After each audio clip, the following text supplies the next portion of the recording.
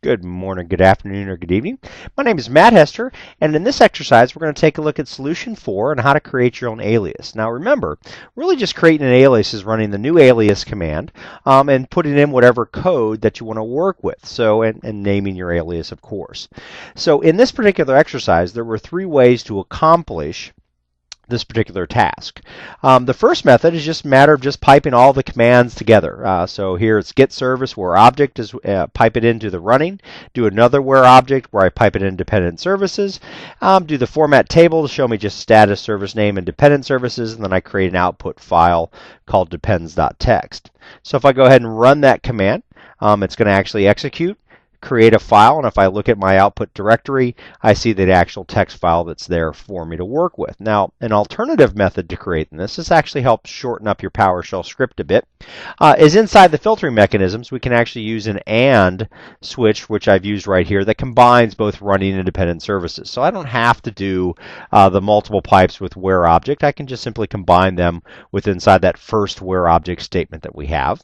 And then notice I have format table, property, status, dependent services, and I'm creating another file in that same output directory. So if I highlight that and I run that same command, I'll once again create another output file where looks and acts pretty much the same as that first file. Now the last method that we can use when we create this, we can actually just create our own little function that does all of this. So I'm going to create a function called getDepend, and notice what's inside the script here. It's my second method where I use the AND operator. Once again, this just helps shorten up the code a bit, but it's pretty much just that script block.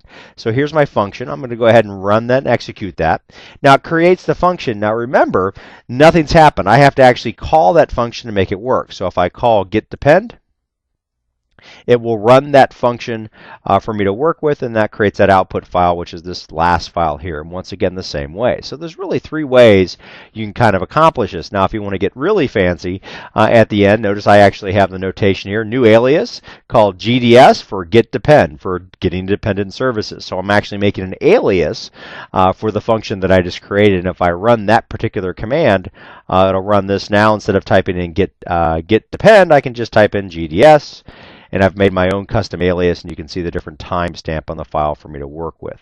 So with that said, aliases really provide a nice way for you, once again, to customize your PowerShell environment. And if you wanted to make these permanent, so they're always there at your fingertips, we could actually look at the profiles, which we talked about in Solution 3 or in Chapter 3. So with that said, I want to say thank you for tuning in to the screencast, and have a great day.